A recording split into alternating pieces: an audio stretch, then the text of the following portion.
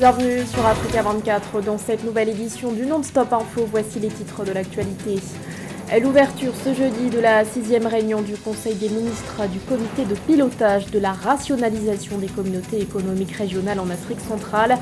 Les participants sont réunis à Yaoundé jusqu'au 7 juin, réunion à l'issue de laquelle ils devraient se prononcer sur la validation du projet de transition vers la nouvelle communauté économique régionale.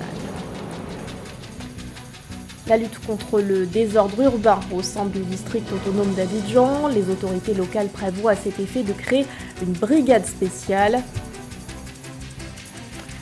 Et puis la hausse du prix du pain subventionné en Égypte, une hausse annoncée par le gouvernement qui cherche à réduire son déficit budgétaire. Les détails à suivre dans ce jour. Mais avant de développer ces titres, à direction l'Afrique du Sud, où l'heure est aux tractations pour le Congrès national africain. Après son revers essuyé lors des élections du 29 mai, l'ANC dit vouloir former un gouvernement d'union nationale. Dans cette perspective, le comité exécutif national du parti s'est réuni ce jeudi à huis clos. La veille, la porte-parole de l'ANC, Malengi Bengu Motsiri, a déclaré que des pourparlers exploratoires se sont tenus entre son parti et d'autres formations politiques, notamment avec l'Alliance démocratique, le principal parti d'opposition. L'ANC, rappelons-le, est contraint à s'allier après la perte de sa majorité absolue à l'Assemblée nationale. Le parti n'avait obtenu que 159 sièges sur 400. L'entrée en vigueur de la nouvelle communauté économique régionale de l'Afrique centrale semble se préciser. Yaoundé abrite depuis ce 6 juin la 6e réunion du Conseil des ministres du comité de pilotage de la rationalisation des communautés économiques régionales en Afrique centrale. Un projet de longue date qui doit notamment renforcer l'intégration économique. Reportage de notre correspondant Séverin Ndoke. L'objectif de la tenue de la 6e réunion du Conseil des ministres du comité de pilotage de la rationalisation des communautés économiques et régionales d'Afrique centrale, CER, c'est la validation du document de projet du plan de transition du passage de la CEMAC et la CEAC vers une nouvelle communauté économique régionale sur lesquelles les experts ressortissants des 11 États membres se sont penchés en vue de leur élaboration dans la perspective de l'avancement du projet de fusion des dites communautés économiques régionales d'Afrique centrale.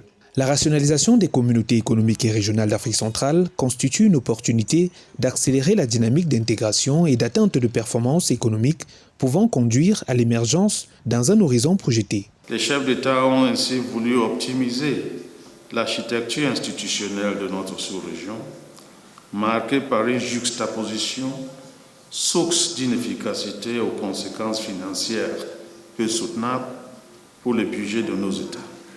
L'un des objectifs majeurs poursuivis par notre organisation continentale est la réduction du nombre de communautés économiques régionales en Afrique.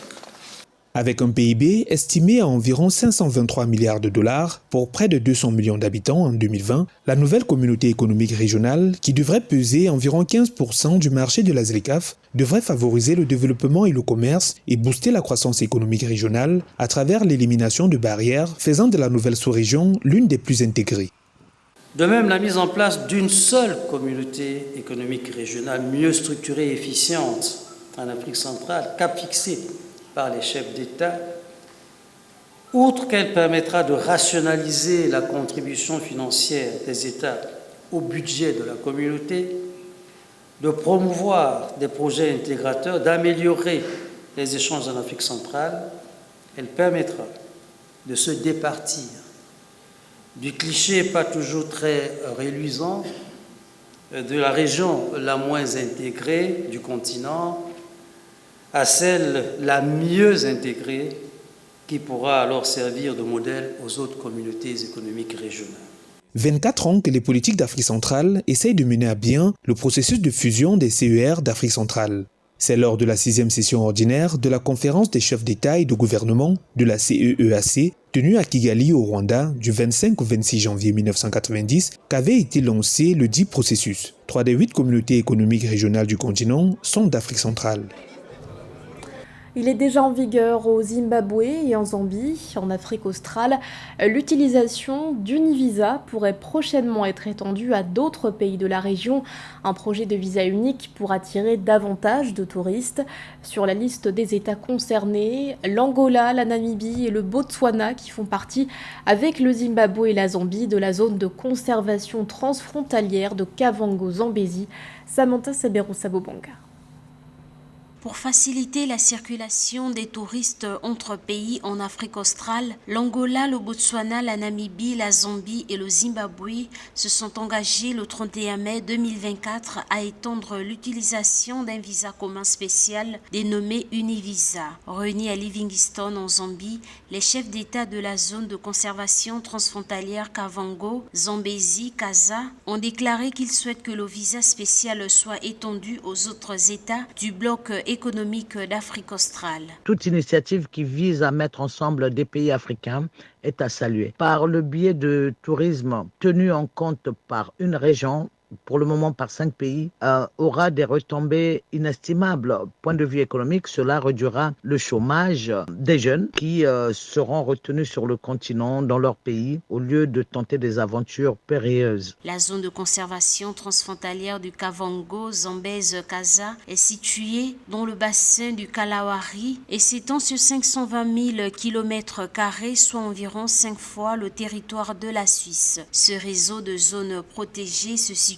entre l'Angola, le Botswana, la Namibie, la Zambie et le Zimbabwe. Ces 5 pays ont décidé depuis 2011 de développer ensemble leurs zones protégées au-delà de leurs frontières respectives dans un esprit durable. Il faudrait ensuite que ces États-là se penchent sérieusement sur les questions sécuritaires qui, nous le savons tous, le terrorisme prend de plus en plus de l'ampleur. Or, quand on invite les touristes, il faudrait en plus les sécuriser et cette sécurité pourra également profiter aux populations. Voilà ce à quoi devraient s'atteler ces États-là pour avoir cette vision commune également dans la lutte contre le terrorisme et pour la sécurité dans leurs différents États. Bien que l'initiative n'ait pas encore été pleinement mise en œuvre, l'Univisa est déjà utilisé en Zambie et au Zimbabwe et couvre les excursions d'une journée au Botswana via le poste frontière de Kazungula, porte d'accès au sud Victoria. Notons que les États membres de la CASA ont également décidé d'exhorter la conservation sur le commerce international des espèces de faune et de flore sauvages menacées d'extinction, à lever l'interdiction du commerce des éléphants et de l'ivoire. Dans l'actualité également, le Soudan toujours en proie à une guerre meurtrière. Les forces de soutien rapide auraient perpétré ce mercredi une attaque menée dans le centre du pays. Ils auraient ciblé à 2 reprises le village de Wad al-Noura. Le bilan est lourd, au moins 100 personnes sont décédées. Depuis plus d'1 an, les FSR dirigés par le général Mohamed Hamdan Daglo sont en guerre contre l'armée du général Abdel Fattah al-Burhan, un conflit qui a par ailleurs aggravé la situation humanitaire. D'après l'Organisation internationale pour les migrations, cette guerre causera plus de 10 millions de personnes déplacées, un chiffre qui, selon l'OIM, sera atteint dans les prochains jours. Une brigade spéciale pour lutter contre le désordre urbain, c'est l'initiative prise par les autorités du district autonome d'Abidjan. Pour constituer cette brigade, chaque commune devrait mobiliser 15 policiers. Une mesure prise quelques jours après les heurts survenus le week-end dernier à Port-Bouët. Reportage de notre correspondante Esther Conan. En Côte d'Ivoire, la mise en œuvre du programme d'assainissement et de lutte contre le désordre urbain, initié par le gouvernement pour améliorer la circulation routière, est régulièrement ralentie par les assauts des populations mécontentes. Pour garantir la sécurité des populations et des équipements lors de ces opérations d'assainissement, les autorités ivoiriennes annoncent la création d'une brigade spéciale à Abidjan. Chaque commune va apporter un certain nombre d'éléments. Il s'agira de 15 policiers par commune. Et nous allons mettre en place une brigade. Le district autonome va apporter 50 éléments. Et cette brigade spéciale va s'occuper essentiellement de la lutte contre la mendicité, contre le commerce ambulant dans nos différentes communes. Les maires ici présents ont apporté au cours de cette réunion leur soutien total aux actions du ministre-gouverneur dans le cadre de la lutte contre le désordre urbain. La création de cette brigade intervient au lendemain d'une manifestation tenue les 1er et 2 juin 2024 à Abidjan, lors du déguerpissement du quartier dit abattoir. L'action des populations mécontentes a généré une vague de violence et de vandalisme. Concernant les incidents qui sont intervenus à Port-Boué, les auteurs ont été identifiés, ont été arrêtés et ont été déférés. Ce sont des actes de vandalisme et les auteurs doivent répondre de leurs actes parce que nous considérons que c'est une défiance à l'autorité de l'État. Port-Boué, c'est l'entrée, la porte d'entrée du district autonome d'Abidjan. Nous n'allons pas continuer d'accueillir nos visiteurs avec du bétail, avec des moutons en pleine vue. Ça, c'est la première raison. La deuxième raison, vous savez qu'il y a les travaux de l'échangeur. Les 600 foyers visés par un déguerpissement devraient, selon les responsables du district autonome d'Abidjan, bénéficier des mesures d'accompagnement prévues pour les personnes impactées. Le district autonome d'Abidjan compte, comme toujours, sur l'esprit civique des populations et leur engagement en faveur de la lutte contre le désordre urbain et l'amélioration du cadre de vie. Il se tient à leur disposition pour fournir les informations utiles et nécessaires à la conduite apaisée de cette opération de déguerpissement et d'assainissement. Son prix est resté inchangé depuis 1989. Depuis le mois de juin, les Égyptiens doivent dépenser davantage pour consommer du pain. La galette de pain subventionnée coûte désormais 20 piastres contre 5 auparavant. Un sujet sensible, autant pour la population que pour le gouvernement qui garde en mémoire les émeutes de 1977. Sarah Yemele et Edith Lamine. L'Égypte, premier importateur mondial de blé, a augmenté le prix de son pain subventionné de 5 à 20 piastres, soit une hausse de 300% depuis le 1er juin 2024. Cette décision retardée depuis des années intervient dans un contexte où le gouvernement tente de réduire son déficit budgétaire. Le pain est un élément essentiel du régime alimentaire égyptien. Une personne achète en moyenne par jour 5 pains subventionnés. Les subventions pour le pain représentent un coût énorme pour le gouvernement. Une partie de cette somme sera désormais réaffectée au financement des services de santé, d'éducation et d'électricité.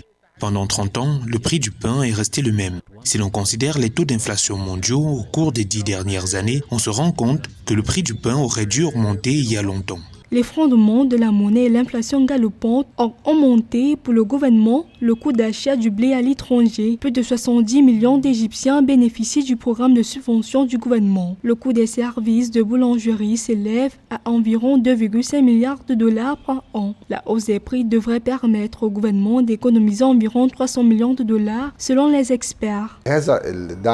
La part des citoyens est toujours fixée à 5 pains par jour. Quant au pain que nous produisons pour le marché libre, son prix n'a pas changé. Il est toujours de 1,5 livre pour un pain de 80 grammes. Selon le ministère des Finances, 125 milliards de livres égyptiens, soit 2,66 milliards de dollars de subventions ont été alloués au pain dans le budget d'État 2024-2025. La nouvelle augmentation de prix représente 16% du coût de fabrication du pain qui est passé de 115 piastres en 2023 à 125 piastres en 2024, selon le ministre de l'Approvisionnement Ali Mousseli. Du sport à présent avec le mondial féminin des moins de 20 ans qui s'ouvre le 31 août prochain. Les affiches des phases de groupe ont été dévoilées ce 5 juin. Sur les 24 sélections en lice, 4 vont défendre les couleurs du continent. Parmi elles, le Cameroun, logé dans le groupe A, aux côtés de la Colombie, de l'Australie et du Mexique. Le point avec José Douglas. Elles seront 4 à nous représenter au cours de cette 11e édition du mondial féminin des U20 qui se déroulera du 31 août au 22 septembre 2024. Et parmi nos nations, le Cameroun, le Maroc, le Nigeria, le Ghana. C'est le hall central des Eventos de la capitale colombienne à Bogota qui a constitué le cadre idéal pour permettre aux nations participantes de découvrir les matchs de la phase de groupe. Je ne peux pas penser à un hôte plus approprié que la Colombie pour cette compétition. Un pays qui accueillera un tournoi féminin de la FIFA pour la toute première fois et offrira un cadre parfait pour cet événement très excitant. Pour la première fois, 24 nations participeront à la Coupe du Monde féminine U20 de la FIFA. Les 52 matchs du tournoi se dérouleront dans 4 stades de 3 villes hautes, Bogota, Cali et Medellín. Un tirage au sort organisé par le directeur des tournois de la FIFA, Jim Yarza, avec l'aide de 2 grandes stars du football féminin, l'ancienne internationale américaine Lindsay Terplay et la colombienne Natalia Gaetan. Et la Colombie, pays hôte, a été tiré au sort dans le groupe A aux côtés de l'Australie, du Cameroun et du Mexique, le Maroc en groupe C avec l'Espagne, les USA et le Paraguay, le Nigeria avec l'Allemagne, Venezuela et République de Corée, et le Ghana en groupe E avec le Japon, la Nouvelle-Zélande et l'Autriche. J'ai été témoin à plusieurs reprises de la couleur et de la passion des supporters colombiens, notamment lors de la Coupe du Monde féminine de la FIFA l'année dernière, notamment lors des quarts de finale à Sydney, où c'était comme si la Colombie jouait à domicile. Je ne peux qu'imaginer quelle sera l'atmosphère dans les villes hautes de Bogota, Cali et Medellín, ainsi que dans tout le pays. La Coupe du Monde féminine de football des moins de 20 ans est une compétition organisée par la FIFA et réservée aux joueuses de moins de 20 ans chaque 2 ans. La première édition a eu lieu en 2022. L'Espagne est tenant du titre et les plus titrés dans la compétition sont l'Allemagne et les États-Unis. C'était le journal de la rédaction. Merci de l'avoir suivi. L'actualité continue sur Africa 24.